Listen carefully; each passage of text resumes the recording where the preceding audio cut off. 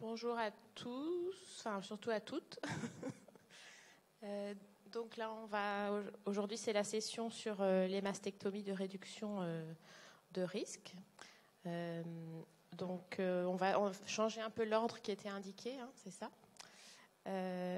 Et on va commencer par une petite introduction. C'est ça que tu voulais? Voilà, je remplace M. Fritel, il s'excuse, c'est lui qui devait faire cette introduction. Et il est venu nous voir tout à l'heure, il a un empêchement réel, et voilà. Donc il m'a demandé juste de préparer ou de montrer le tout début. Alors, mastectomie de réduction de risque, qui nous a paru important, c'est la terminologie. Hein, on parlait autrefois de mastectomie prophylactique. Et c'est un terme qu'on évite d'utiliser maintenant parce que lorsqu'on parle de prophylaxie, c'est pour éviter quelque chose. Là, la mastectomie de réduction de risque ne fait que réduire un risque de cancer. Donc une terminologie qui est importante. Deuxième point, la tendance de ces dernières années a été marquée par une augmentation constante du nombre de ces mastectomies de réduction de risque, à la fois bien sûr pour le risque génétique avéré, et là on est dans quelque chose de logique, mais aussi lorsqu'il n'y a pas de risque génétique et parfois pas de surrisque du tout.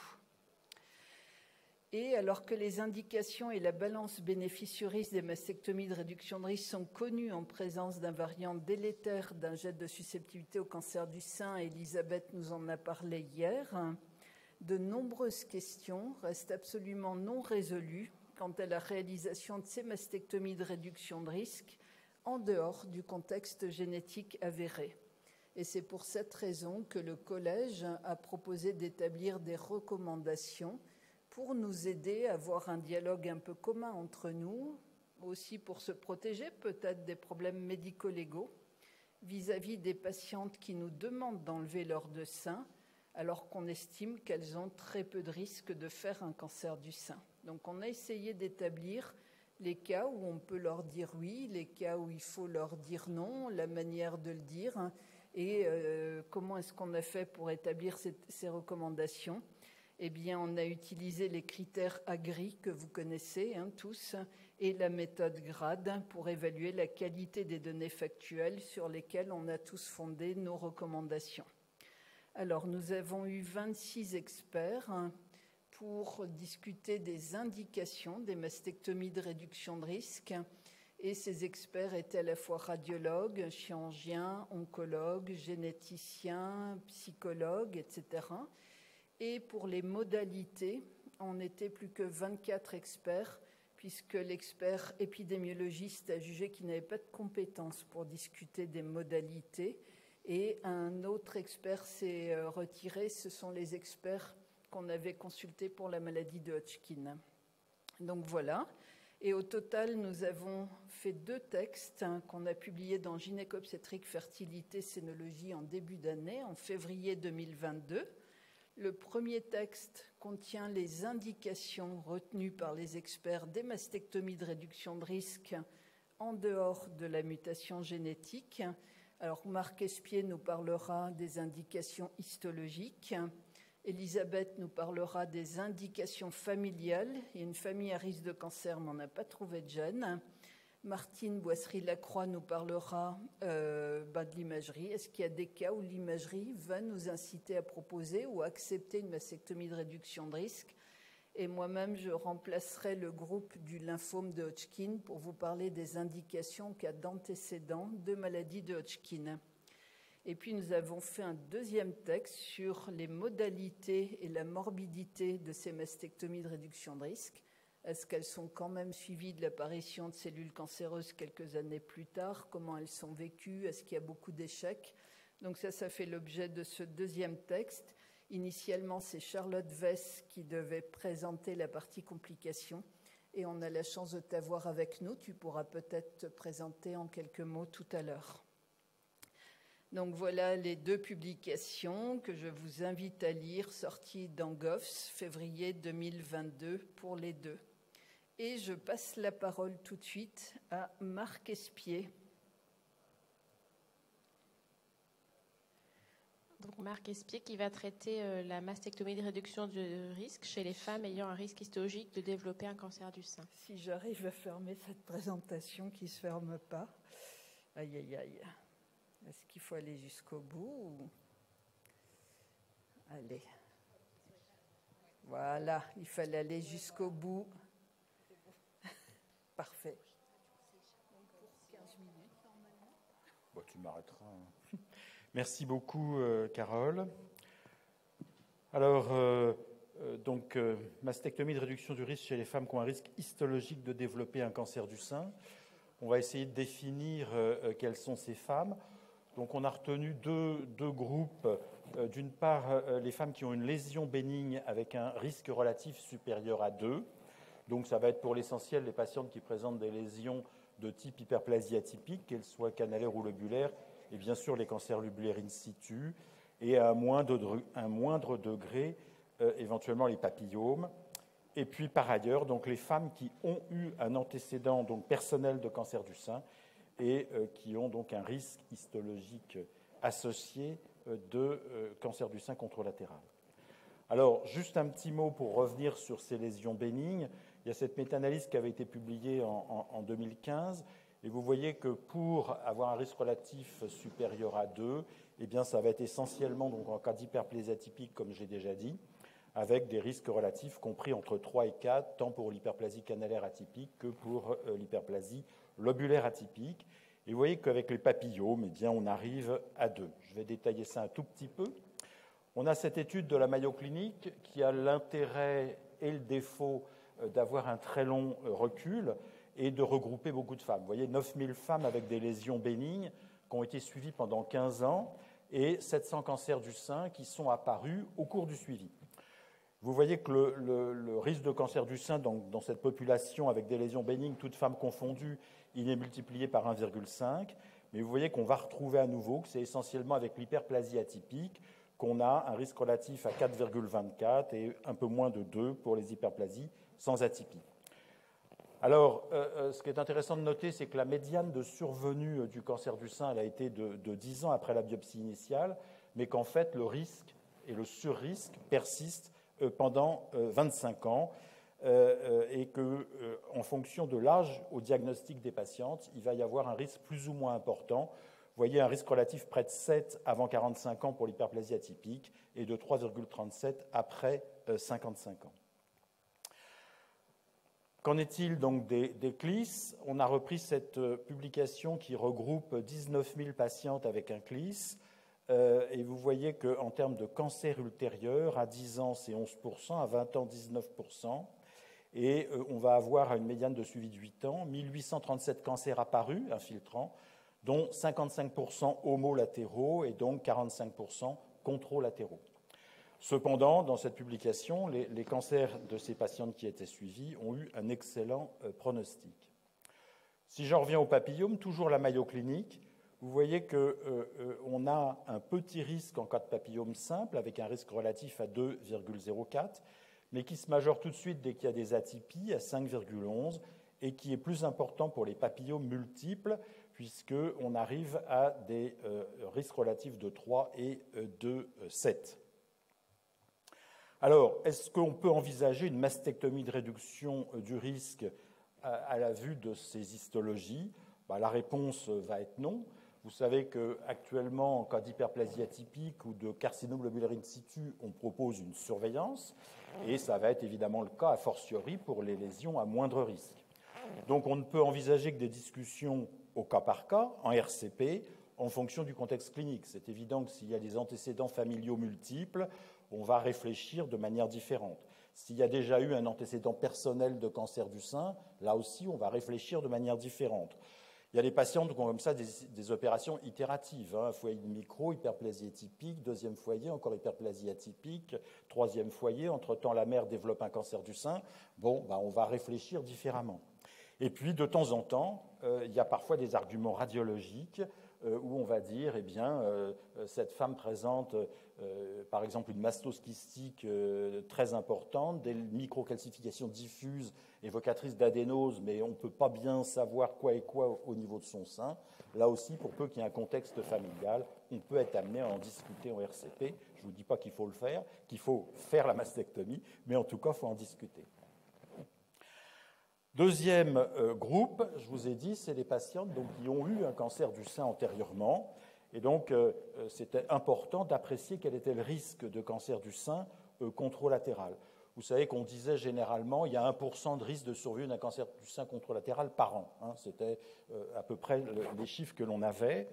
Et en fait, il y a plutôt une diminution de ce risque de cancer du sein contralatéral chez les patientes qui ont été déjà traitées pour un cancer du sein au fil des années, vraisemblablement en raison de l'utilisation de l'hormonothérapie et également de la chimiothérapie. Et actuellement, en l'absence d'un contexte génétique, il est plutôt de 0,5% par an que de 1%, et plus élevé en cas de cancer RH- qu'en cas de cancer RH+. Vous voyez, 4,5% de risque à 10 ans contre 12% pour les RH- dans certaines séries. Il faut savoir, c'est juste pour information, qu'il y a un petit risque en excès de cancer du sein contralatéral chez une femme qui a eu une radiothérapie pour traiter son premier cancer du sein, donc un traitement conservateur. Ce surrisque est très faible. Il faut faire attention au risque relatif qui ne reflète pas du tout le risque en valeur absolue. Mais vous voyez que c'est statistiquement significatif. Une femme qui a été irradiée avant 45 ans, le risque relatif de développer un cancer du sein contralatéral, il est à 1,32 par rapport à une femme qui n'a pas été irradiée et 1,15 après 55 ans.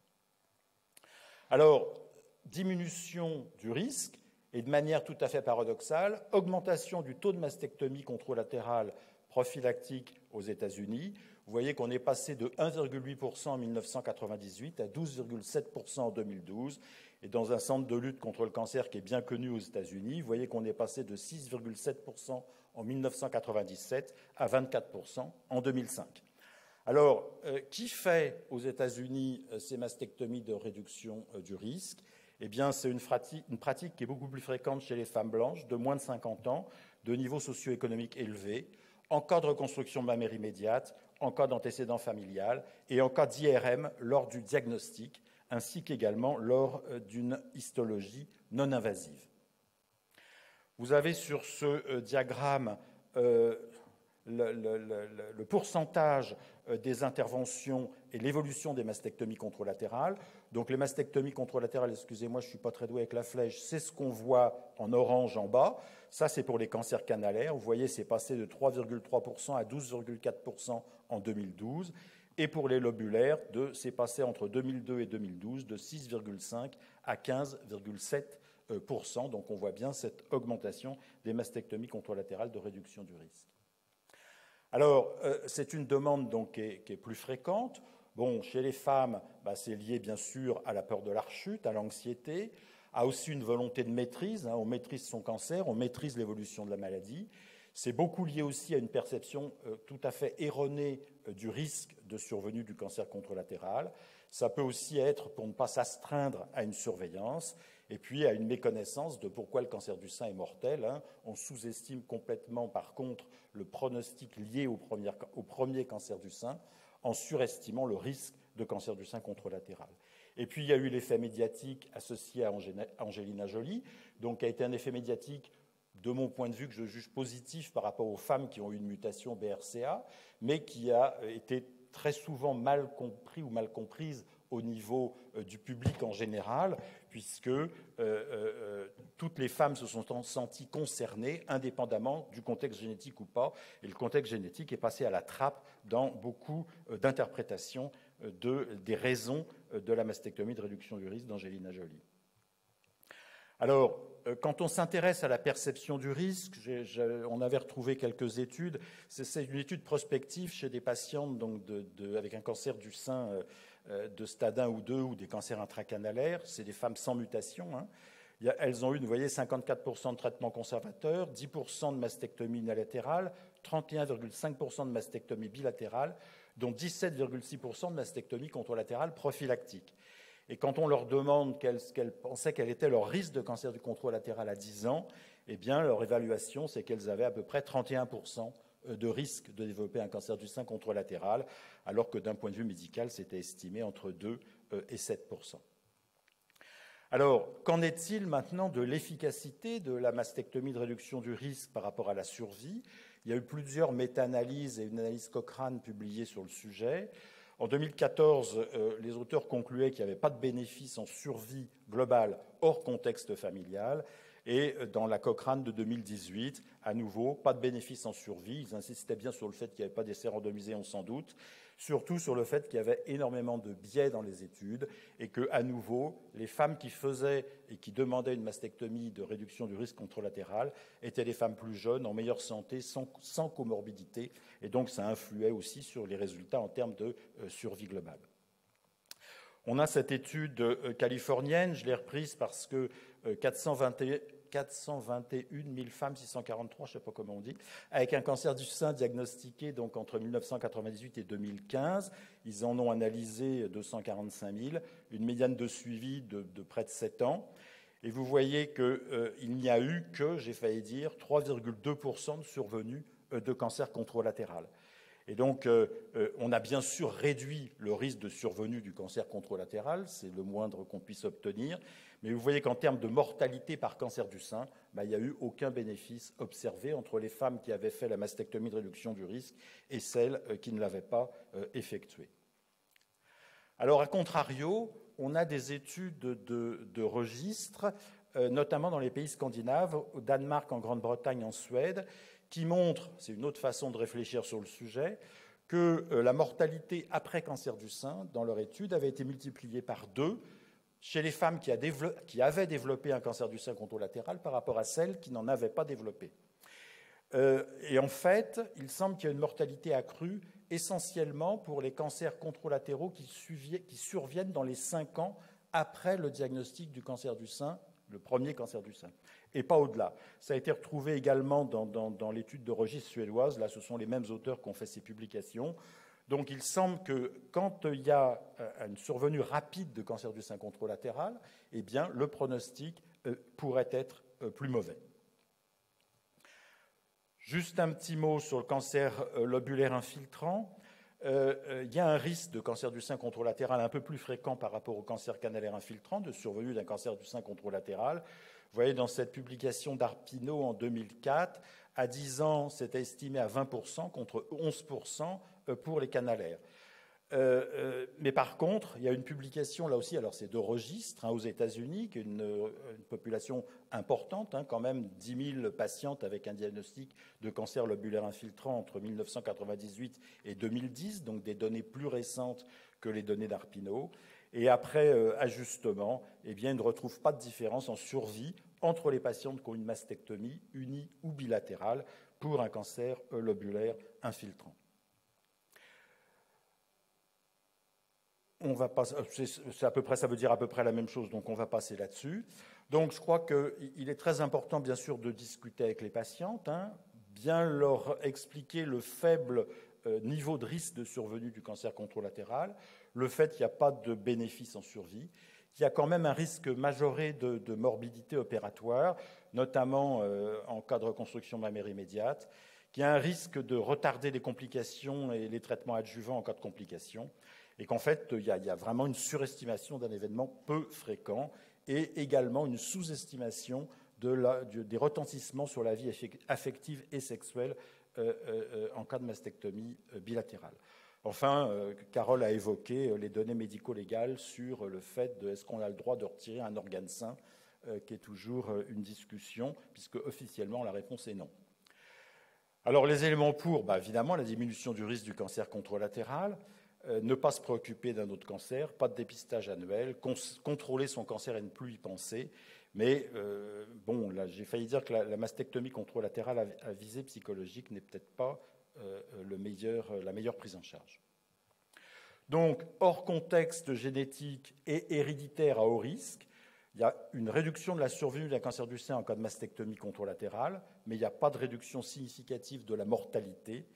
Les études donc présentent de nombreux biais et je crois que les indications ne peuvent se discuter qu'au cas par cas en RCP. Certains ont essayé de développer des nomogrammes pour voir chez quelles patientes on pouvait proposer ces mastectomies de réduction de risque de survenue d'un cancer du sein contralatéral en dehors d'un contexte héréditaire, mais ça reste des pistes d'études. Je vous remercie.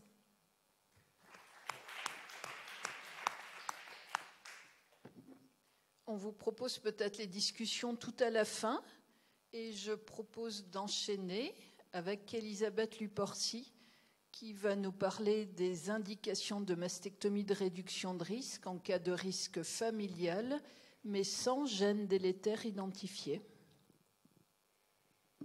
Merci aux organisateurs de me permettre de présenter les recommandations du CNOF de 2022 qui ont été publiées en février 2022, justement sur ces mastectomies de réduction de risque chez ces femmes qui ont un risque familial élevé de développer un cancer du sein sans variant délétère identifié d'un gène de prédisposition au cancer du sein.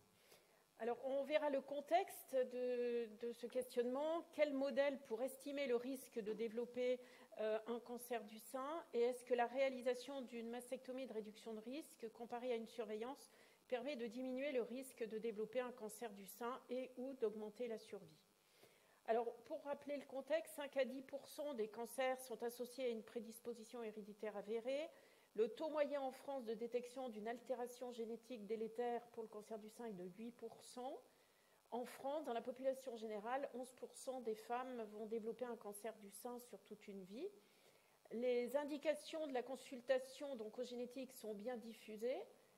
C'est un compromis qui associe des critères familiaux et ou individuels. Donc au moins 3-4 cancers du sein chez des apparentés au premier ou deuxième degré, quel que soit l'âge. Le premier degré, c'est quand vous pouvez tirer un trait entre parents, enfants ou frères et sœurs. Et deuxième degré, c'est que vous sautez, donc c'est les tantes, les grands-parents.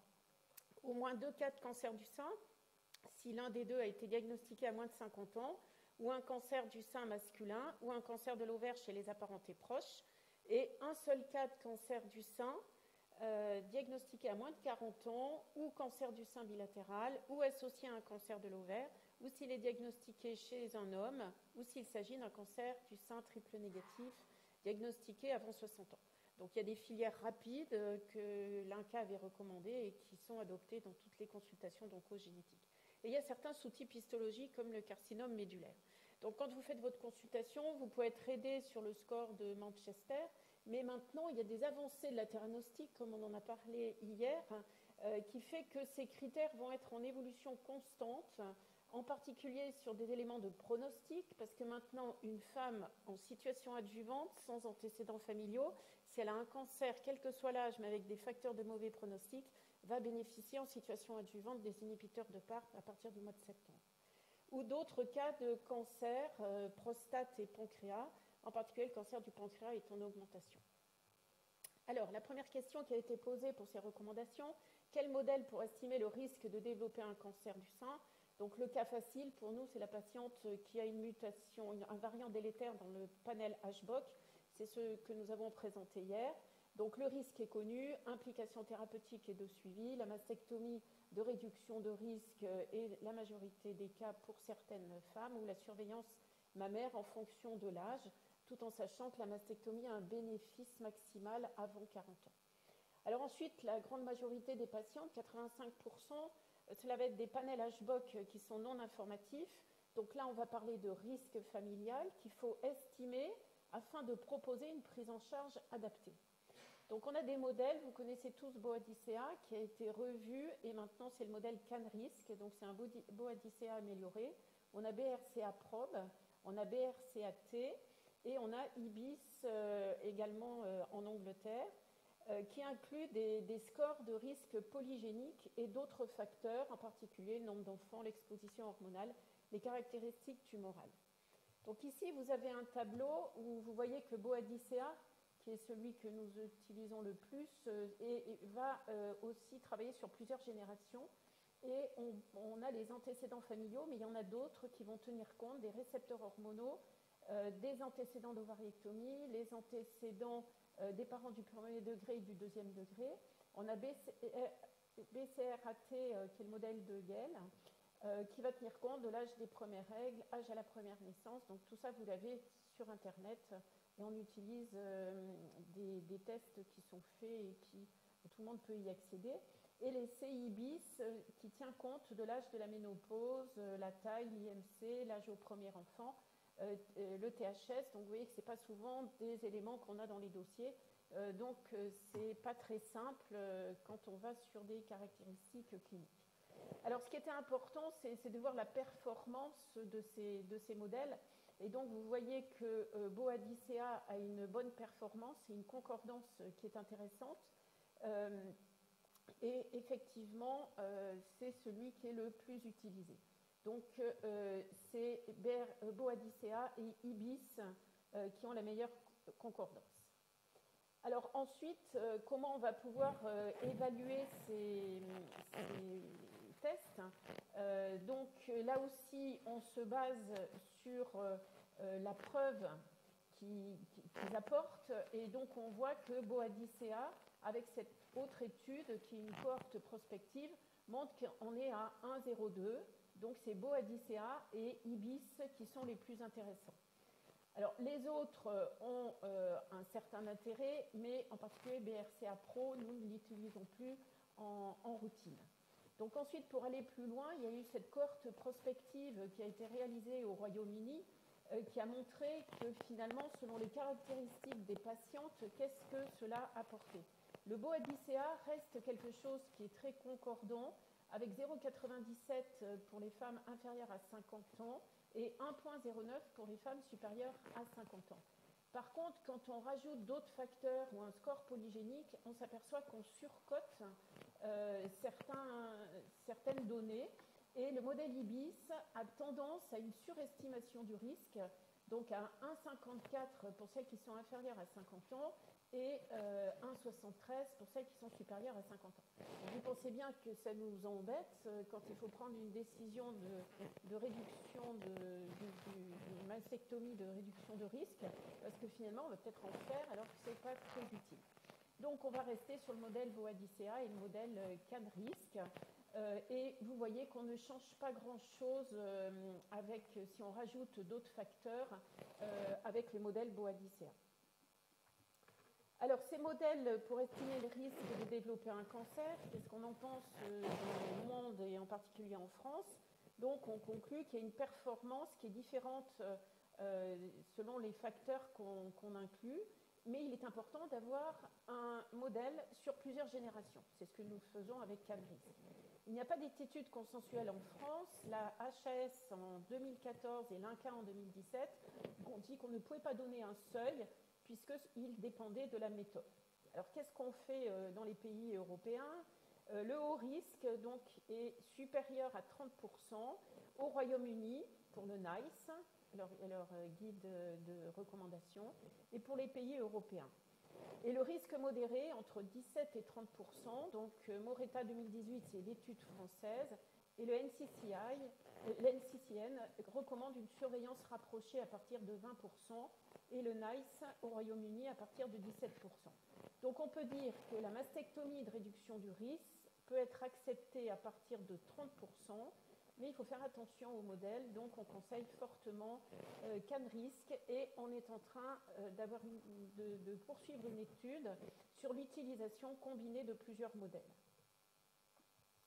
Alors la deuxième question posée était: est-ce que la réalisation d'une mastectomie de réduction du risque comparée à une surveillance permet de diminuer le risque de développer un cancer du sein et ou d'augmenter la survie?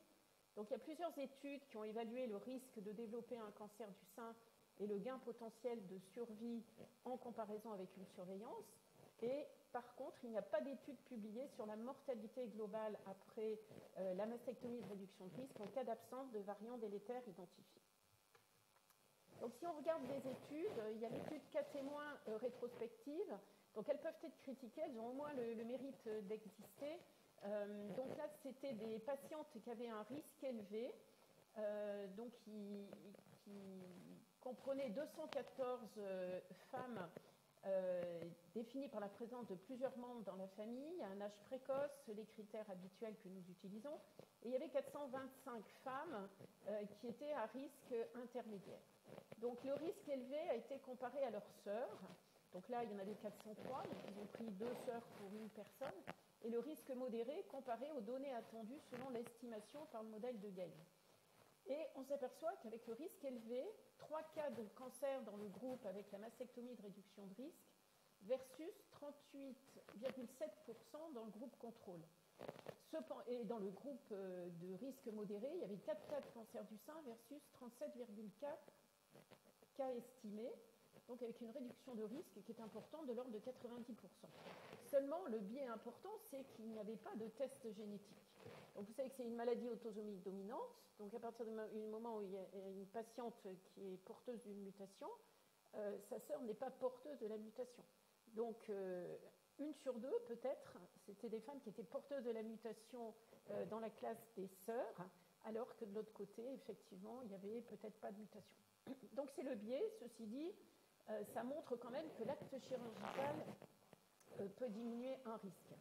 Alors ensuite, dans la cohorte rétrospective qui a été réalisée aux Pays-Bas, il y avait 79 femmes qui avaient soit un variant délétère BRCA, soit un risque estimé d'au moins 50% d'être porteuses de ce variant.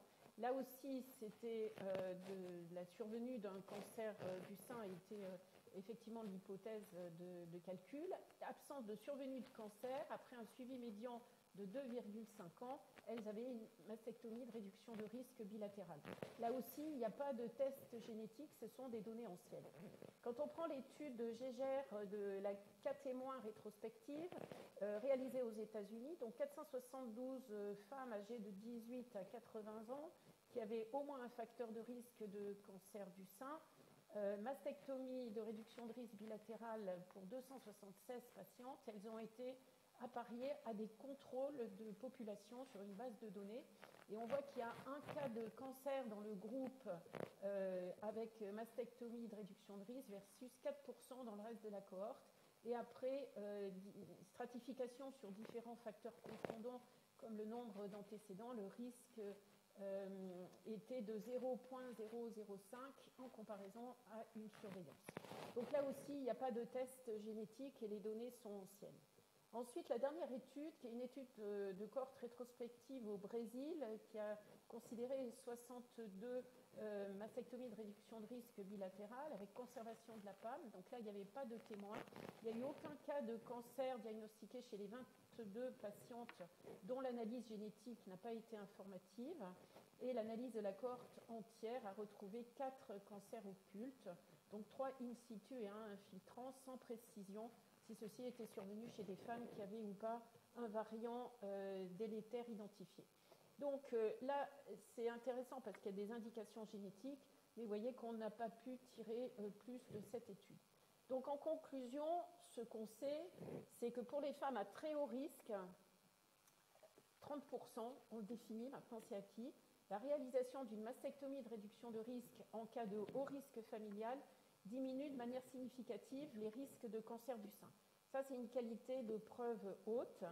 Cependant, il y a peu d'études publiées sur la diminution de la mortalité après mastectomie de réduction de risque en cas d'absence de variants délétères identifiés. Donc là, c'est une qualité de preuve basse. Donc, nous recommandons, chez une femme considérée comme à très haut risque, supérieur ou égal à 30%, de développer un cancer du sein au cours de sa vie, il pourrait être envisagé de réaliser une mastectomie de réduction de risque bilatérale si la femme le demande. Donc ça, c'est une recommandation faible. C'est tout l'intérêt du rôle de la RCP d'oncogénétique. Nous allons calculer le risque avec le logiciel CanRisk. Nous l'écrivons et nous transmettons à la patiente son risque.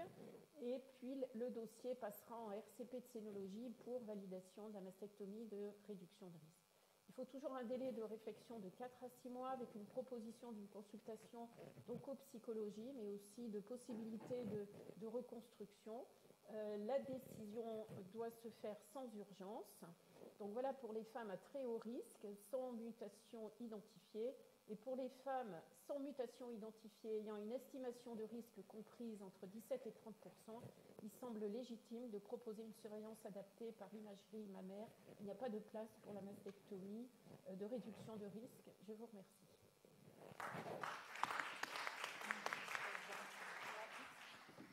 Merci Elisabeth pour cette belle présentation. Donc, ta dernière phrase fait la transition avec l'imagerie. Donc, j'accueille ma consoeur, Martine Boisserie-Lacroix, pour nous parler de l'intérêt de la mastectomie de réduction du risque dans les seins difficiles en imagerie. Donc, le groupe des radiologues s'est penché sur les seins difficiles et vous pourrez retrouver l'ensemble des textes dans l'article récemment paru. Alors, je vous illustre cette notion de sein difficile à suivre. Je n'ai pas mis la mammographie droite, car le cancer bifocal était visible uniquement en IRM, il ne se silhouettait pas. À gauche, vous voyez un sein relativement dense, ponctué de très nombreuses microcalcifications, et il y avait déjà eu une intervention pour atypier de nouveaux prélèvements. Et vous voyez sur l'IRM ce qu'on appelle un rehaussement de fond, c'est-à-dire des petites prises de contraste ici qui sont punctiformes, mais qui bien sûr vont gêner la détection d'une prise de contraste pathologique. Donc la question a été, les questions retenues qu'on va voir dans l'ordre chronologique ont été chez une femme ayant une densité de base élevée, est-ce que la mastectomie de réduction des risques va diminuer le risque de cancer ou augmenter la survie comparé à une simple surveillance? Tout d'abord, cette densité mammaire, elle s'apprécie, et je ne vais pas dire elle se mesure, elle s'apprécie de façon qualitative.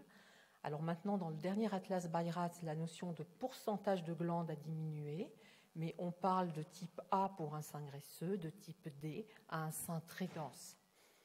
Ces seins très denses s'observent chez 10% des femmes, les seins de densité B et C étant les plus fréquents. Donc on s'attache plutôt au caractère masquant.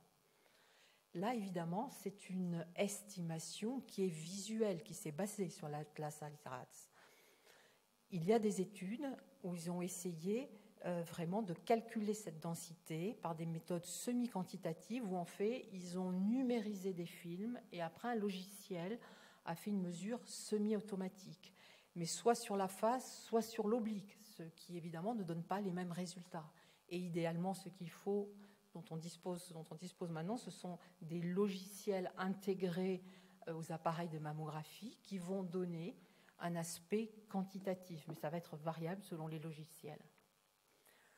En tout cas, les conséquences d'une densité élevée sont qu'on va évidemment détecter beaucoup moins bien un cancer, et ça, effectivement, c'est une preuve haute, c'est un facteur prédictif de non-détection d'un cancer. La sensibilité de la mammographie 2D, c'est-à-dire mammographie standard, va évidemment beaucoup diminuer quand on passe du type A au type D de densité. Dans cet exemple, c'est un sein qui est dense et en fait cette masse ne se repère ici que par les calcifications, alors qu'on la voit bien en échographie où elle se silhouette dans un sein dont le conjonctif est échogène. La densité élevée est aussi un facteur de risque de développer un cancer. Alors, je n'ai pas mis de chiffres parce que c'est un sujet qui est passionnel depuis des années.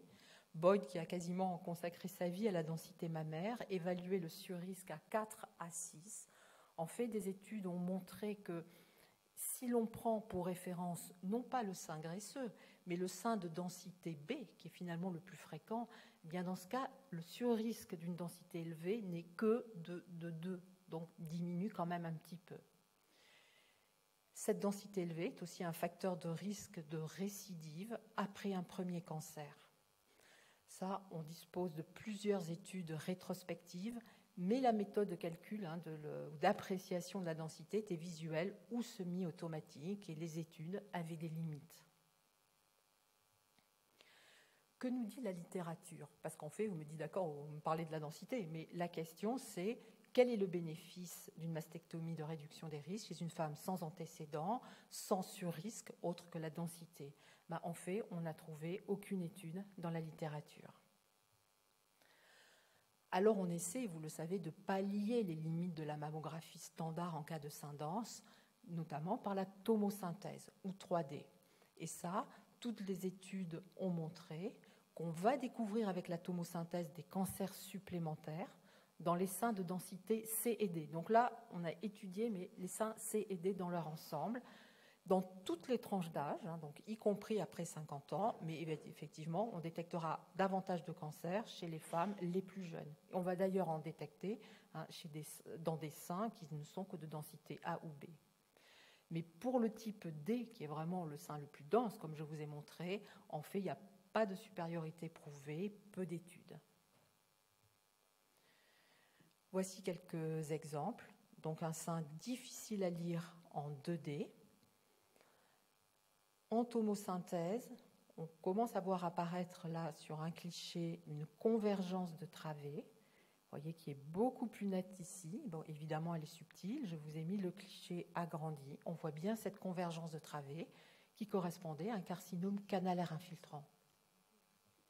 Dans cet autre exemple, en 2D, franchement, on ne voit rien.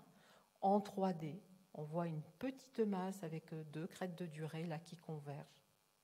Et c'était un tout petit cancer qu'on a pu retrouver à l'échographie et biopsier.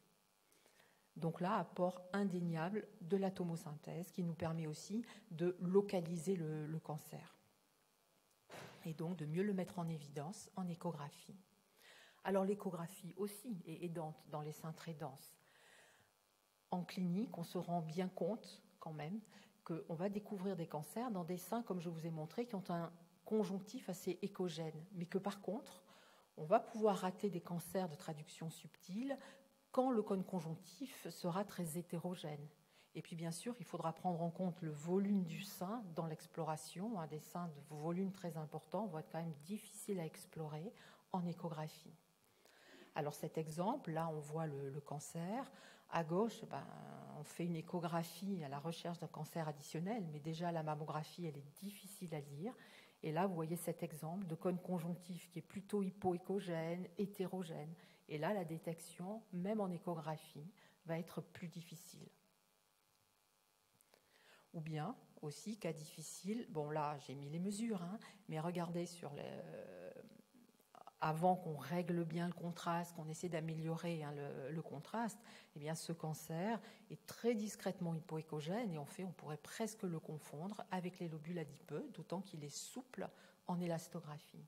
Donc l'échographie ne résout pas non plus tous les problèmes, même si on a montré qu'effectivement, l'échographie dans des seins de densité C et D va être un apport non négligeable en détectant des cancers supplémentaires. Mais dans cette étude ou d'autres, il n'y a pas eu de corrélation avec le type d'échostructure. Est-ce qu'on les a détectés dans les seins qui étaient plutôt hyperéchogènes? On ne sait pas exactement. Pour améliorer la détection dans les seins denses, on peut s'aider d'examens avec injection de produits de contraste à type d'angiomammographie qui peut se substituer à l'IRM. Il y a eu un essai intéressant sur le rôle de l'IRM dans les seins de densité type D chez les femmes après 50 ans. Et l'IRM a détecté un peu plus de 16% de cancers supplémentaires, a permis de réduire les cancers d'intervalle, mais au prix bien sûr de faux positifs, c'est-à-dire de rehaussements qui ont dû être explorés, au moins surveillés, voire biopsiés, et qui se sont révélés au final simplement de la glande physiologique. Et puis dans cette étude, on ne sait pas non plus quel a été l'impact du rehaussement de fond. Alors, ce qu'on appelle rehaussement de fond, ça va être la glande donc, qui va capter le produit de contraste. Et là, ça n'a rien à voir avec la densité.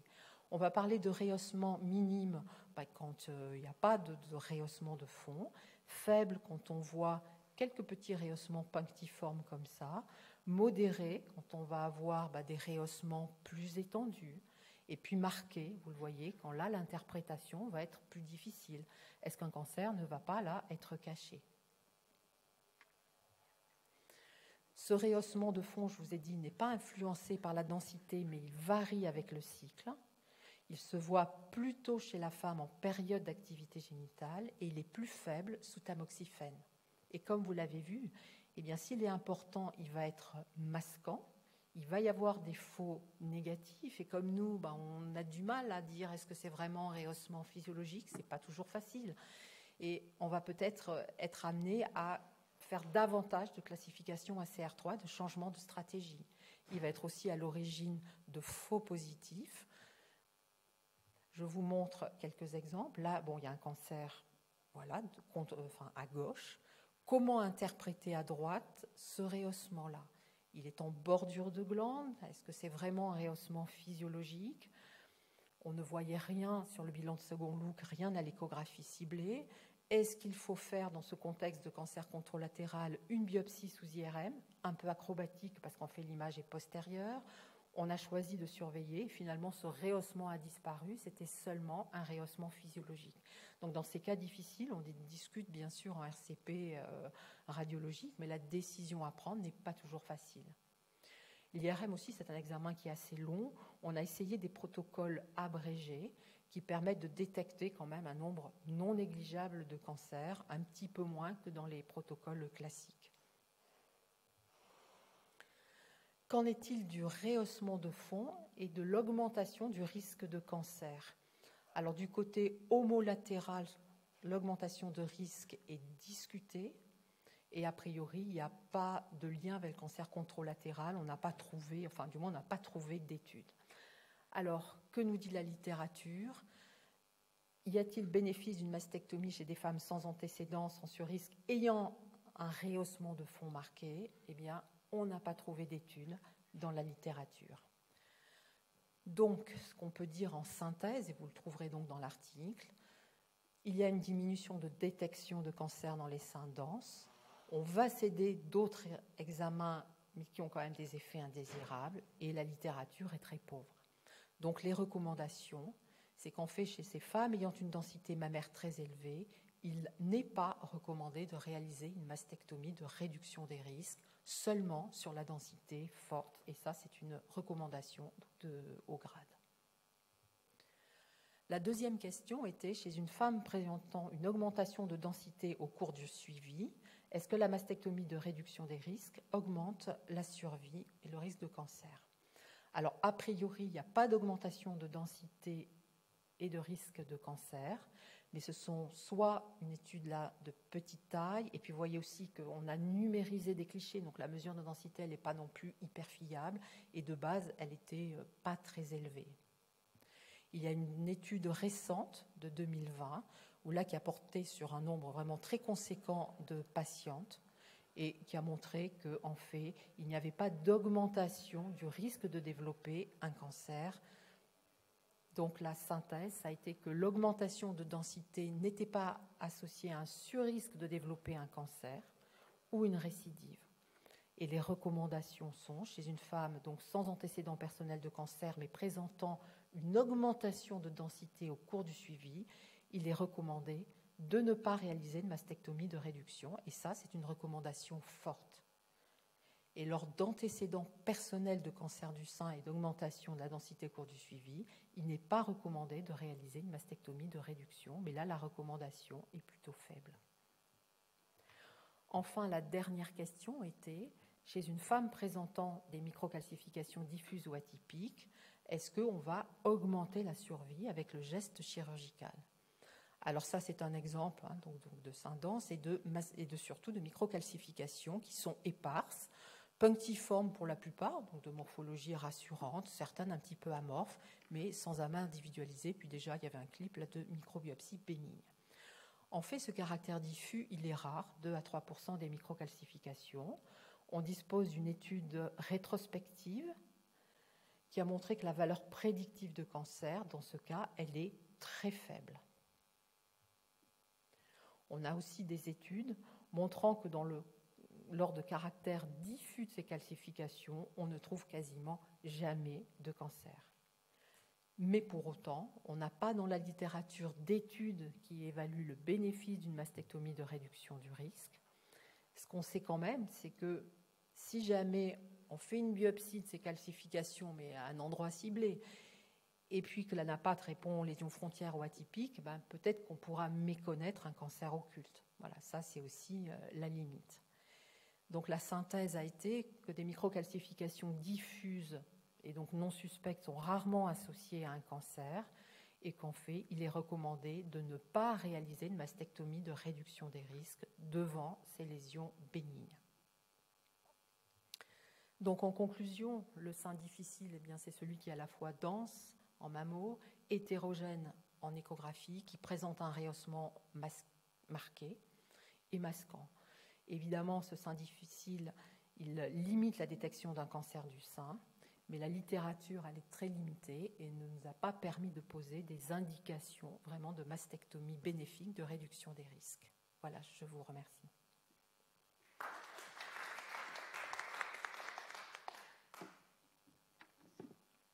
Merci beaucoup. Excellente présentation. J'accueille maintenant ma professeure Matelin, que vous avez déjà vue, pour la présentation sur la mastectomie de réduction des risques chez les femmes avec antécédents de maladie de Hodgkin. Voilà, alors je ne suis pas du tout hématologue et je remplace simplement l'équipe qui s'occupe du lymphome de Hodgkin en France.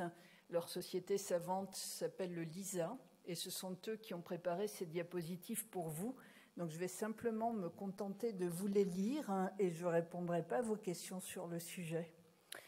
Donc ce qui est important pour ces spécialistes du Hodgkin, c'est de nous dire que la maladie d'Hodgkin représente environ 10% de l'ensemble des lymphomes qui sont amenés à soigner en France. En gros, en France, chaque année, ils ont 2000 nouveaux cas de maladie de Hodgkin avec une légère prédominance chez l'homme. Et ce qui est intéressant, c'est que c'est une maladie qui se présente sur un plan épidémiologique avec 2 pics. Il y a un premier pic entre 20 et 30 ans et un deuxième pic au-delà de 80 ans. Alors, au diagnostic, les formes localisées, donc ce qu'ils appellent les stades 1 et 2 de la classification d'Ann Arbor, sont les plus fréquentes, heureusement, avec des présentations, et là ça nous intéresse en scénologie, essentiellement sus-diaphragmatiques, et comportant souvent une atteinte médiastinale. Alors, les modalités de prise en charge de ces maladies de Hodgkin thoracique, c'est des traitements combinés, chimiothérapie et radiothérapie dans les formes localisées. Et lorsque le stade est plus avancé, stade 3 ou 4, à ce moment-là, ils font de la chimiothérapie exclusive dans ces formes disséminées, mais il n'y a plus de radiothérapie au niveau du thorax, de l'aire mammaire ou de l'aire axillaire, ce qui nous intéresse. Globalement, les maladies de Hodgkin ont un très bon pronostic, comme c'est le cas d'ailleurs dans les cancers du sein, avec des taux de guérison qui sont aux alentours de 85 à 90%. Alors, tout au fur et à mesure des années, les médecins qui soignent ces maladies de Hodgkin ont montré une désescalade de la prise en charge, désescalade de la radiothérapie, puisqu'il y a eu un développement de la radiothérapie conformationnelle avec des modulations d'intensité, qui a permis de limiter la toxicité en épargnant au maximum les tissus sains, et je pense à la glande mammaire en particulier, sans compromettre le contrôle de la maladie.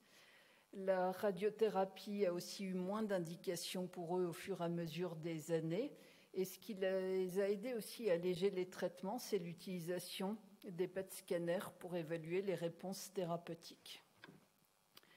Qu'est-ce qu'il en est de l'association lymphome de Hodgkin et risque de cancer du sein ?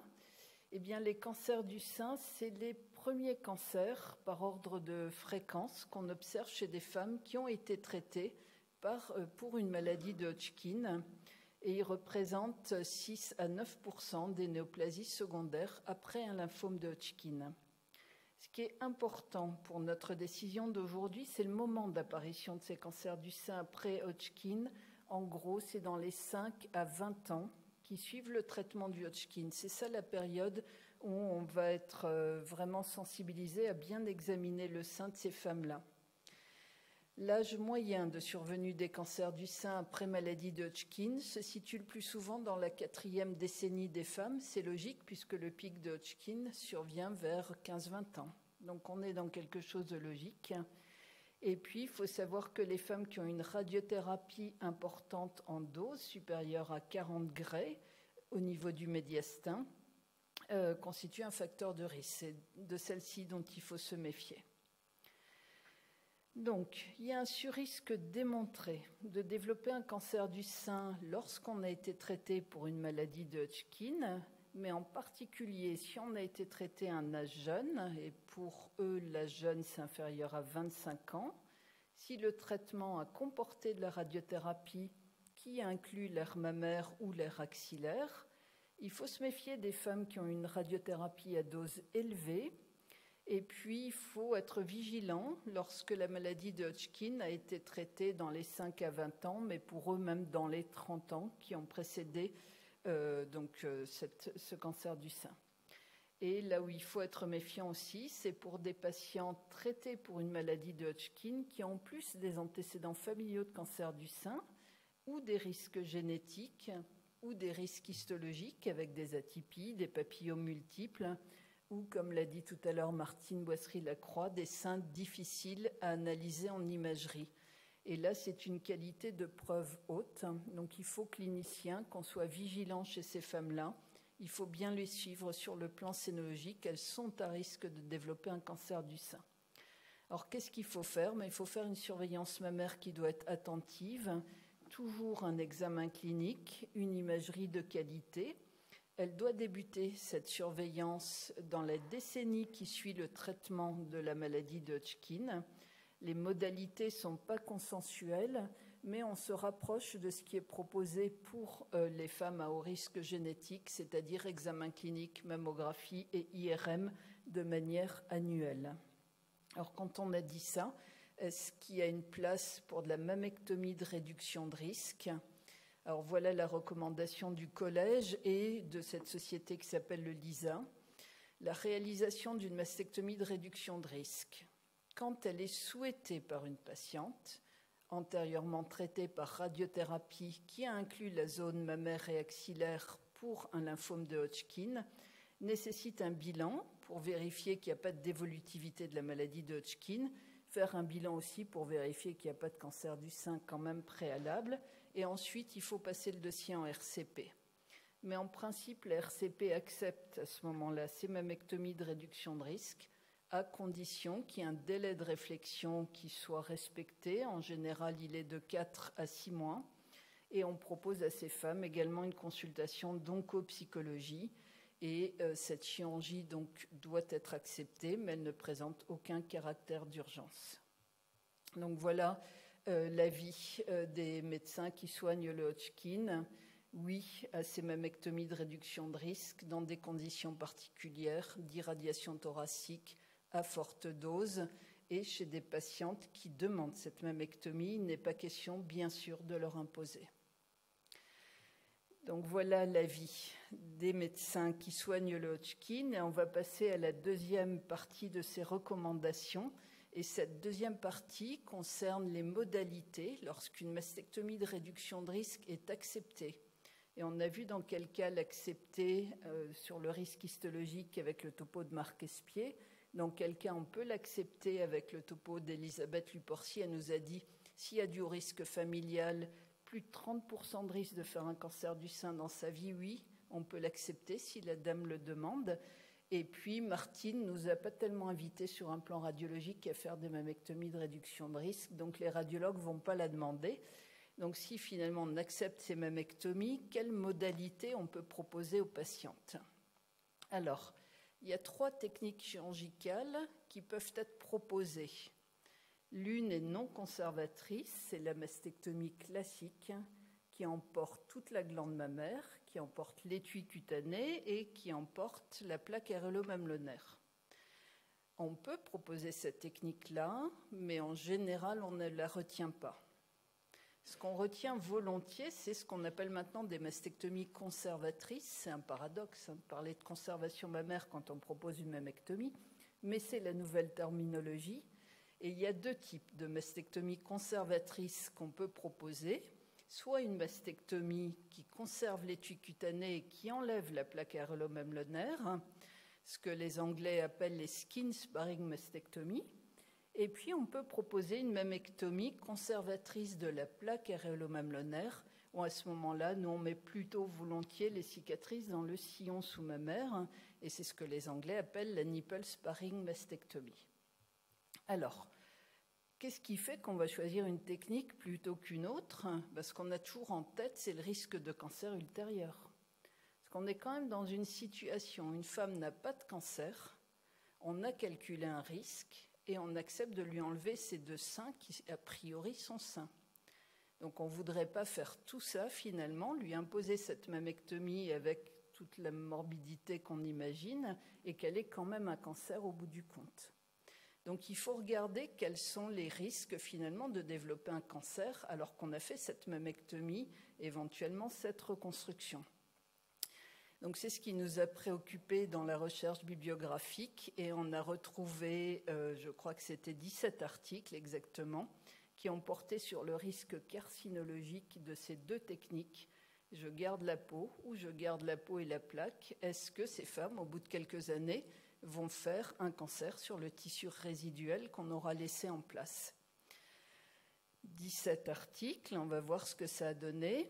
Eh bien, en gros, le risque de cancer ultérieur après mammectomie conservant la peau ou la PAM est très faible, avec des taux de 0,2% après quelques années de risque de cancer dans le sein et 0,3% sous la PAM. Et il n'y a pas de différence significative entre ces chiffres.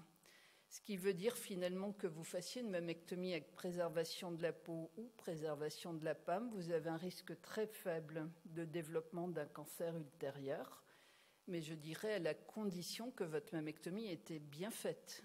Si vous laissez en place du tissu mammaire ou des crêtes de Duret, là, à ce moment-là, c'est plus du tout le même niveau de risque.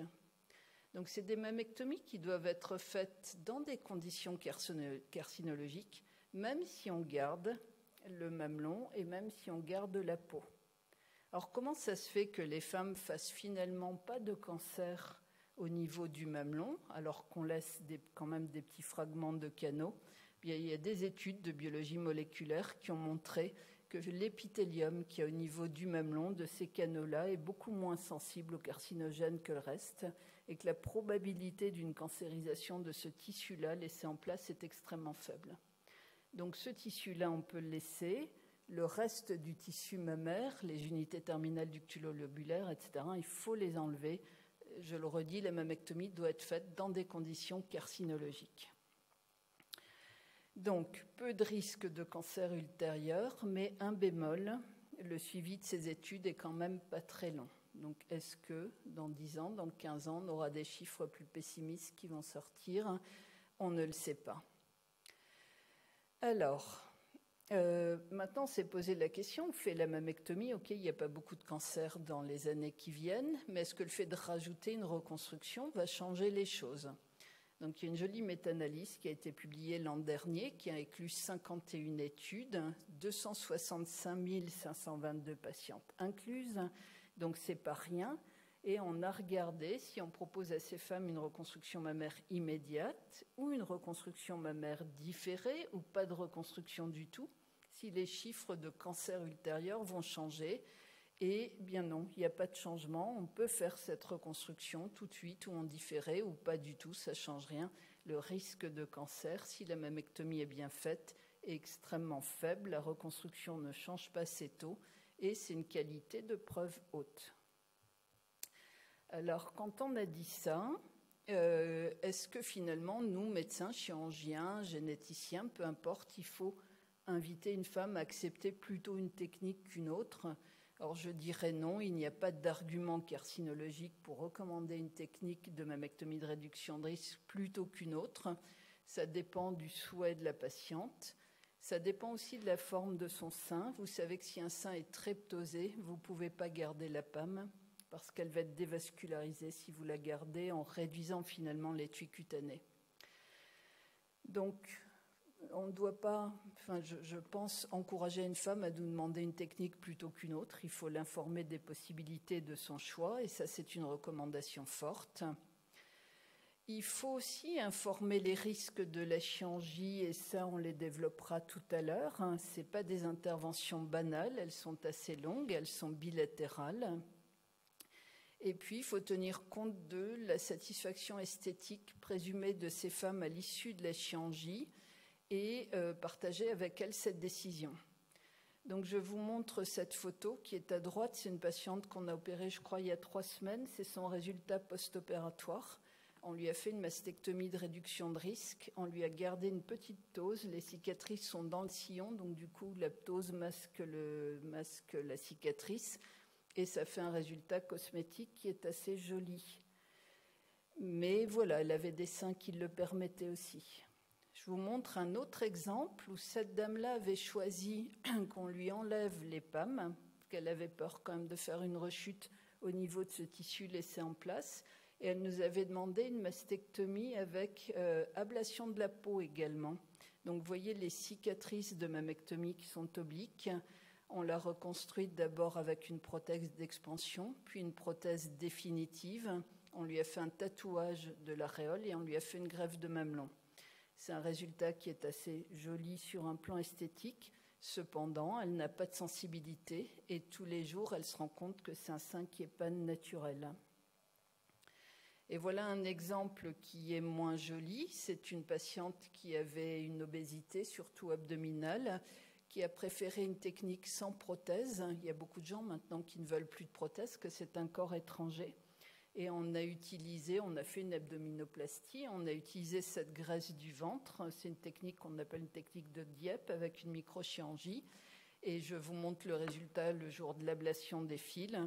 Et un résultat un peu plus tardif pour vous montrer l'aspect qu'on peut avoir. C'est relativement naturel, mais il y a des cicatrices, en particulier abdominales. Et une intervention comme ça, double Dieppe, ça nous prend à peu près 6 heures, avec un risque de thrombose de l'anastomose vasculaire. Donc c'est pas rien non plus.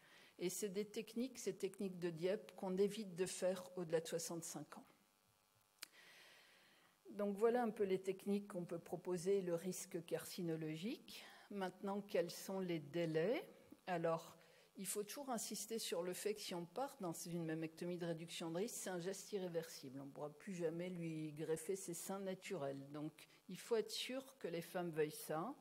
Il faut être sûr des conséquences qui vont arriver pour elles. Par exemple, s'il y a une prothèse, cette prothèse devrait être changée tous les 10 ans, 12 ans. Vous savez aussi que sur des prothèses macrotexturées, il y a des risques de lymphome anaplasique à grandes cellules. On sait qu'on aura peut-être besoin, si la femme maigrit avec le temps, de l'hypomodelage. Donc, c'est des gens qui vont revenir dans les hôpitaux. Et puis, c'est des interventions qui ne dispensent pas d'un suivi clinique. Ces femmes doivent être revues tous les ans. Si vous faites une reconstruction avec une prothèse, par exemple, vous êtes obligé de voir la malade tous les ans. Donc, son suivi scénologique, elle l'aura quand même. Et si c'est le suivi qui est anxiogène, eh ben, il ne faut pas lui faire cette intervention, parce que le suivi, elle l'aura. Donc voilà, bien informer les femmes. Et du point de vue du délai, alors il n'y a pas de délai extrêmement clair, mais c'est ce qu'a dit Elisabeth. En gros, on estime qu'il faut 4 à 6 mois de réflexion pour qu'une femme soit sûre de cette demande de mastectomie. Donc respecte ce délai de réflexion. Toujours lui proposer de discuter avec une psychologue comment elle va vivre sans ses seins naturels avec cette mutilation. Et puis bien sûr, valider cela en RCP. Elisabeth l'a dit, il y a des calculs de risque qui sont parfois faux, avec des surestimations. Et il n'est pas question de se tromper dans l'indication. C'est un geste qui est trop lourd, qui est trop définitif. Donc il faut qu'une RCP spécialisée revalide l'indication. Et puis, il faut toujours faire, avant d'opérer ces femmes, un bilan d'imagerie correct. Le drame serait de trouver un cancer dedans et finalement d'avoir à enlever la reconstruction parce qu'on n'a pas bien fait, on n'a pas fait le sentinelle ou le geste axillaire. Donc un bilan d'imagerie préopératoire adapté, une qualité carcinologique d'exérèse de la glande qui est capitale. J'ai vu il y a quelques semaines une patiente qui venait me voir pour des métastases péritonéales. Elle avait une mammectomie de réduction de risque et en fait, il avait été laissé en place par le chirurgien 300 grammes de tissu mammaire. Pour augmenter la qualité esthétique, c'était dit c'est pas plus mal de lui laisser de la glande. Elle a fait un cancer sur cette glande résiduelle. Ce cancer a été métastatique et cette femme a un pronostic extrêmement dégradé. Donc si on fait tout ça pour qu'elle n'ait pas de cancer, faisons une mammectomie carcinologique, on enlève toutes les crêtes. Et on fait analyser toutes nos pièces opératoires par des anapathes et on est très minutieux sur l'analyse de cette glande parce qu'il ne faut pas passer à côté d'un petit cancer débutant puisqu'on opère des femmes qui ont un haut risque quand même de faire un cancer du sein. C'est pour ça qu'on en est là. Donc une analyse anatomopathologique extrêmement détaillée de nos pièces opératoires. il faut qu'on propose à ces femmes les différentes techniques que l'on a. On a vu les différentes techniques de mammectomie, différentes techniques de reconstruction. C'est elles qui vont choisir avec nous ce qui est adapté. Et surtout, ne pas leur promettre qu'elles ne seront plus suivies. Elles continueront à être suivies et il faudra les voir tous les ans. Donc voilà un peu la synthèse que je voulais vous faire sur un plan chirurgical, sur ces mammectomies de réduction de risque. Et je vais passer la parole à ma collègue, Ariane Weil, qui va nous parler des complications. J'ai eu le beau rôle, hein. Moi j'ai montré ce qui allait bien.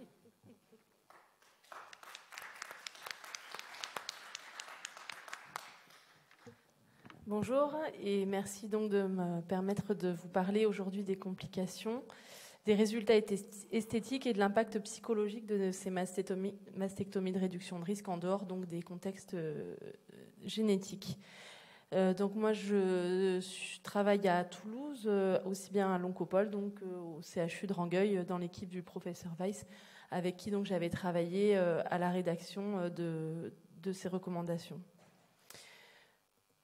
Donc, pourquoi c'est important de comprendre ces complications ? Comme on a déjà bien expliqué préalablement avec les précédents orateurs, c'est des interventions qui sont donc jamais obligatoires finalement, qui sont souvent à la demande des patientes et qui ne sont pas toujours recevables. Donc, l'explication de ces complications, elles vont vous permettre de pouvoir bien établir avec la patiente les complications possibles qui peuvent influencer à terme sa satisfaction, ce qui est quand même aussi une priorité, puisque ce sera une satisfaction aussi bien sur l'esthétique que sur son angoisse liée au risque de cancer ultérieur. C'est également important de pouvoir exposer ces complications aux patientes qui ne rentrent pas dans les critères d'éligibilité de ces mastectomies de réduction de risque hors contexte génétique pour essayer de les convaincre de l'importance de cette intervention qui souvent leur paraît plus anodine. Donc ces complications, elles sont classiques, donc c'est les risques infectieux habituels, les risques d'hématomes, de troubles de cicatrisation, de maladies thromboemboliques veineuses, et aussi les complications qui vont être spécifiques à la technique chirurgicale employée, liées à la conservation de l'étui cutané, à la technique chirurgicale autologue ou par prothèse, et puis à la nécessité de réintervention programmée ou non. Donc les questions qu'on s'est posées, je vais vous les établir les unes après les autres. Donc la première question qu'on a retenue, c'est est-ce que la réalisation d'une mastectomie de réduction des risques contralatérale concomitante à une mastectomie latérale thérapeutique, c'est-à-dire pour une patiente qui présente déjà un cancer du sein d'un côté, est-ce que cette intervention va présenter un surrisque de complications et de morbimortalité ? Donc, je vais vous montrer ici les études qui ont été retenues. Vous allez voir à travers cette présentation que il y a très peu de bibliographie finalement sur ces sujets-là. Donc, 8 études ont été retenues qui vont avoir des résultats discordants, contradictoires. 4 études qui vont plutôt aller dans le sens de l'absence de sur-risque et de non-augmentation donc du taux de complications liées à cette mastectomie contralatérale dans le même temps. Je vais vous en présenter simplement une, la plus importante en termes de population, qui est une cohorte rétrospective américaine sur 2300 patientes qui donc avaient eu une mastectomie bilatérale avec d'un côté une mastectomie de réduction de risque avec une réduction mammaire immédiate, et cette étude montrait un taux de complications similaire à 1 mois et également à 18 mois avec donc un taux de complications qui est malgré tout pas négligeable de 39% et 42%. Les 4 autres études qui ont montré au contraire une augmentation du risque de complications et de morbidité, il y en a 4. Une très importante également en termes de population qui avait inclus 20 000 patientes, également américaines, sur un registre national et qui a montré une augmentation du taux global de complications à 30 jours, de la durée d'hospitalisation, du taux de transfusion et en particulier pour les reconstructions autologues par lambeau, une augmentation du risque de complications donc dites mineures, en particulier les troubles de cicatrisation. Une étude avait étudié la mortalité et retrouvé un taux de 0,1% pour les mastectomies donc thérapeutiques, et puis aucune mortalité en cas de réduction de risque, mais qui peut s'expliquer aussi par le terrain de ces patientes qui étaient forcément plus fragiles, plus âgées, plus comorbides en cas d'intervention pour un cancer du sein. Donc pourquoi cette hétérogénéité ? C'est forcément lié donc au groupe étudiés dans ces études qui sont finalement très peu comparables, avec des fois même un manque d'informations sur le type de reconstruction effectuée. Des fois même il n'y avait pas de reconstruction effectuée, et puis donc le type de complication, le grade de la complication, avec des études qui des fois mélangeaient des complications sévères à des complications de type douleur post-opératoire finalement assez classiques liées à la chirurgie. Donc en synthèse, ce qui a été proposé par la RPC, c'est que les femmes ayant un cancer du sein unilatéral, la mastectomie bilatérale, donc en dehors d'un contexte génétique toujours, le taux de complication va être identique ou supérieur en comparaison avec une mastectomie unilatérale. On rappelle donc que quand même dans la moitié des publications, on avait des reprises chirurgicales et des hospitalisations prolongées, et que ces études donc étaient le plus souvent rétrospectives. Donc c'est une preuve de qualité, une qualité de preuve basse. La recommandation, donc, c'est que chez les femmes ayant un cancer unilatéral, il est recommandé d'informer les femmes des risques de la MMR contralatérale dans le choix de la réalisation de ce geste, et c'est une recommandation forte. Donc on reste sur la nécessité d'information des patientes. La question suivante, c'est celle de savoir si la réalisation d'une mastectomie de réduction de risque bilatérale, comparée à une surveillance, présentait un surrisque de complications et de mortalité. Donc on parle de patientes qui sont indemnes de cancer du sein et qui vont demander une mastectomie bilatérale de réduction de risque, mais hors contexte génétique. Alors on a très peu de données. Et on s'est basé donc pour cette question-là sur les publications qui étudiaient donc les mastectomies de réduction de risque dans un contexte génétique, puisque finalement les complications devraient être similaires puisqu'il s'agit de patientes indemnes de cancer. Donc dans cette partie-là, on a eu 9 études retenues avec 1500 patientes environ, et encore une fois, une variabilité des résultats assez importante, aussi bien sur le type de complications, le grade, mais tout de même un taux important de complications finalement, puisque dans les études dont on disposait, ces complications, donc toutes confondues encore une fois, pouvaient aller jusqu'à 64%. Plus inquiétant, un taux de réintervention non anticipé de 64%, et puis des taux d'infection d'hématomes qui pouvaient aller jusqu'à... donc pour les hématomes jusqu'à 10%, pour les infections jusqu'à 15-20%. En cas de conservation, donc de mastectomie conservatrice de la peau ou de la PAM, il est important de les informer également du risque de nécrose partielle ou complète de la plaque aréolo-mamelonnaire, qui va jusqu'à 30% pour les nécroses partielles et 5% pour les nécroses complètes. Ces données, elles vont dans le sens des 2 méta-analyses de Idon et de Haga, qui avaient regardé donc en cas de RMI conservatrice et retrouvé 22% de complications en cas de conservation de la plaque aréolo-mamelonnaire et 6 à 15% de nécrose de la plaque aréolo-mamelonnaire, qu'elle soit totale ou partielle. Donc une complication importante avec un résultat esthétique qui va être fortement impacté pour la patiente. En synthèse, donc, le taux de complication locale après ces mastectomies de réduction de risque, il est élevé, 50 à 65% de réintervention non anticipée, 5% de nécrose complète, 15 à 30% de nécrose partielle de la plaque aréolo-mamelonnaire et 10% de complications si on utilisait des prothèses. Ces complications, donc, elles vont directement avoir un impact sur la satisfaction des patientes et leur éventuel regret de l'intervention avec une qualité de preuve haute. Les recommandations, c'est encore une fois donc d'insister sur l'information des patientes, sur les différents risques de complications, sur le risque de réintervention programmée également, pour les changements de prothèses prévus, pour les lipomodelages éventuellement. Est-ce qu'une technique de reconstruction donnée expose à un risque de complications plus important ? Une étude de 2020 avait synthétisé les recommandations des sociétés savantes de 10 pays, avec seulement un centre au Canada qui mettait en évidence la supériorité des techniques autologues et donc qui conseillait, si possible, d'utiliser une technique de lambeau, puisqu'il disait il mettait en évidence moins d'échecs de reconstruction et plus de satisfaction pour les patientes. Au niveau de la bibliographie, on a très peu de données à nouveau, 3 études seulement, avec une fois encore des résultats qui peuvent être un petit peu variables. Toujours un taux de complication assez important dans ces études, de 16%.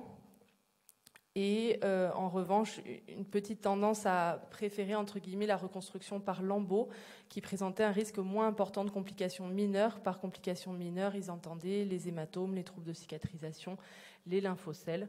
Et en revanche, pour les complications majeures, une absence de différence de ces complications entre les techniques par lambeau et les techniques prothétiques. Pour cette étude toujours rétrospective de 2017, les auteurs s'étaient concentrés donc sur les patientes qui avaient eu une mastectomie avec une conservation de la plaque aréolo-mammaire, avec une reconstruction mammaire, et ils retrouvaient donc un taux d'infection et de nécrose cutanée plus important si utilisation d'expandeurs par rapport au lambeau, et un taux de nécrose de la plaque aréolo-mammaire moins important en cas d'expandeur par rapport au lambeau et également en cas d'implant.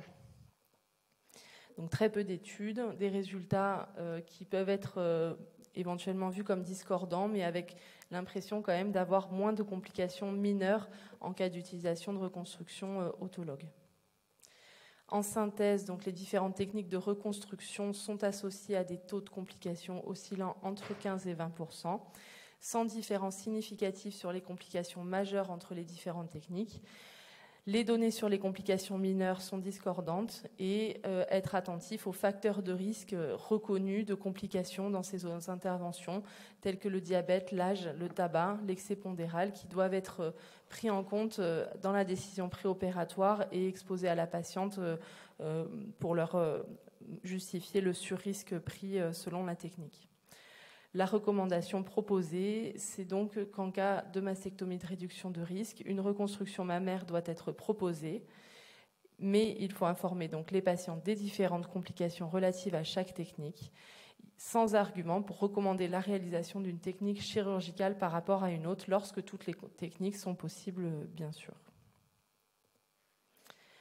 Pour dire un mot donc des résultats esthétiques et de l'impact psychologique, la question qui avait été posée, c'était de savoir si une technique chirurgicale était supérieure à une autre en termes de satisfaction esthétique ou psychologique. Pour cela, donc, 8 études ont été retenues à nouveau, 3 méta-analyses qui en met en évidence une satisfaction esthétique élevée dans les 3 méta-analyses, avec une satisfaction esthétique et un bien-être psychosocial supérieur en cas de reconstruction par lambeau par rapport aux reconstructions prothétiques. Les données sur la sexualité sont variables, avec dans la première méta-analyse de 2018 un impact négatif sur la sexualité et dans celle de 2020, au contraire, un meilleur bien-être sexuel des patientes. L'anxiété liée au cancer, est-ce qu'elle diminue grâce à cette intervention et en fonction de la technique utilisée? Oui, cette anxiété, elle va diminuer. On voit quand même que dans certaines études, on va persister un niveau élevé d'anxiété lié au cancer après ces mastectomies de réduction de risque. Et enfin, une donnée intéressante et importante à prendre en compte, c'est que l'anxiété de base semble quand même plus élevée chez les patientes qui demandaient une mastectomie de réduction de risque, donc potentiellement un biais dans ce bénéfice psychosocial et sur le bien-être global. En synthèse, donc, un taux de satisfaction globalement très élevé, d'autant plus que c'est normalement une demande de la patiente d'avoir ces mastectomies de réduction de risque hors contexte génétique, qu'il faut bien leur préciser qu'il peut y avoir un impact négatif sur la qualité de vie globale et la sexualité, surtout chez les femmes particulièrement anxieuses, que la reconstruction par lambeaux, elle semble être associée quand même à un meilleur bien-être, une meilleure sexualité, puisque finalement le résultat va paraître plus naturel et souvent plus confortable pour la patiente, et que l'anxiété et la peur du cancer peuvent diminuer après l'intervention, mais pas toujours, et peuvent être associées finalement surtout à une perception plus élevée du risque de cancer par la patiente elle-même. En recommandation, on retient donc qu'il faut bien prendre en compte le contexte psychologique de la patiente avant la mastectomie de réduction de risque, d'où l'intérêt du passage en RCP et de la consultation systématiquement, en tout cas proposée, avec des psychologues ou des oncopsychologues. En conclusion, donc, vous avez compris, on insiste beaucoup sur l'information de ces complications qui doit être claire, loyale, appropriée, relativement exhaustif pour permettre à la patiente d'avoir vraiment toutes les cartes en main pour décider de réaliser ou non cette mastectomie pour ne pas influer négativement sur sa satisfaction et sa qualité de vie. Je vous remercie.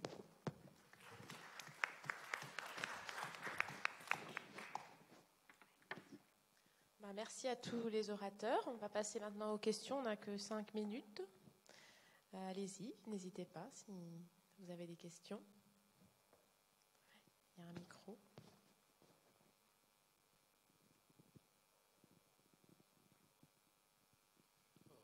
En ce qui concerne l'indication de mastectomie synchrone contralatérale, elle se pose dans les situations de localisation rétro-aréolaire ou dans les cadrans internes de la lésion.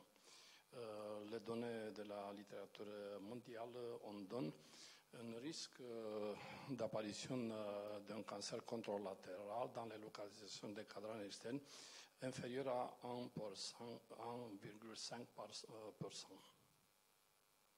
On va peut-être passer la parole à Marc, si tu veux y répondre.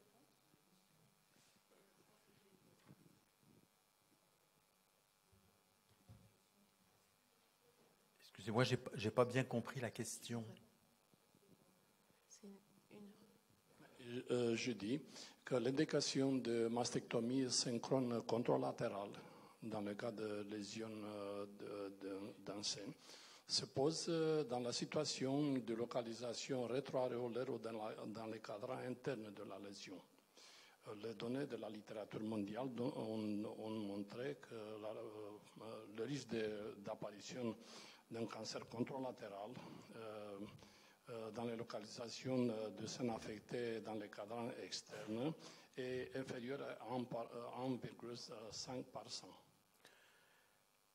D'accord, je n'avais pas trop cette notion. Donc, vous dites que quand on a eu un cancer du sein, donc dans les cadrans internes ou rétro-aréolaires, il y a plus de risques de survenue d'un cancer du sein contralatéral. Le risque d'apparition d'un cancer contralatéral dans les localisations des cadrans externes est inférieur à 1,5%. D'accord, donc ça reste très faible. Il est très faible. D'accord. C'est peut-être lié, Marc, aux indications de radiothérapie, puisque dans les cadrans externes traités par mammectomie N0, elles ne vont pas avoir de radiothérapie. Et les cadrans internes, on les irradiait quand même assez souvent avant pour faire une CMI. Est-ce que ce n'est pas cette radiothérapie qui va légèrement augmenter le risque ? Dans les articles qui reprennent les conséquences d'augmentation du petit surrisque de cancer du sein contralatéral lié à la radiothérapie, le rôle de l'irradiation de la CMI est rarement détaillé. Enfin, peut-être.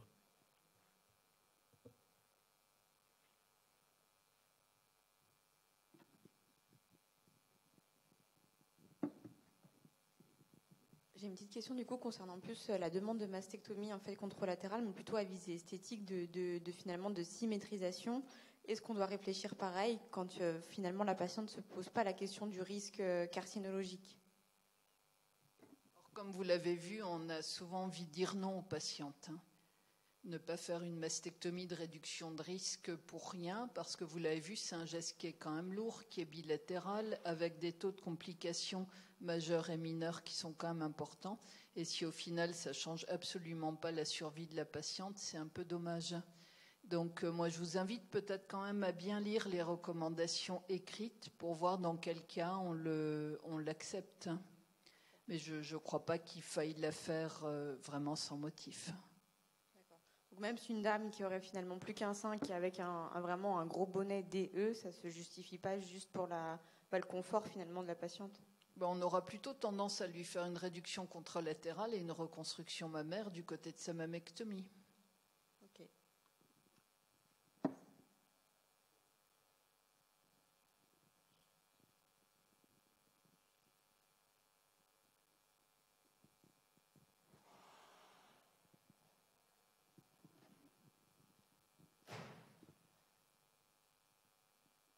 Est-ce que vous avez d'autres questions à poser ?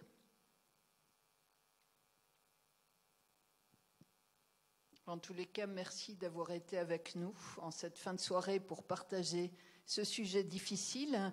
Et j'espère que vous lirez le papier. C'est dans Gynéco-obstétrique, fertilité, cénologie. Merci beaucoup.